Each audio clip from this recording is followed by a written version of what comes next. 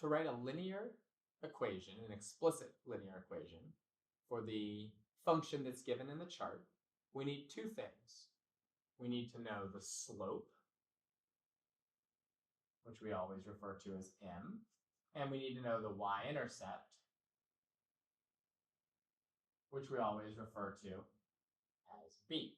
Then we can use y equals mx plus b, slope-intercept form, to write the equation. We just replace the m with whatever number we get and the b with whatever number we get there. So we have to remember that a y-intercept means that x is 0. So to find our y-intercept, we have to look in our chart for when x is 0. And the y value there is 6. So our y-intercept for this problem will be b equals 6. And our slope, we hopefully remember, a slope is our rate of change. It's just how much the y value goes up or down as x goes up by 1.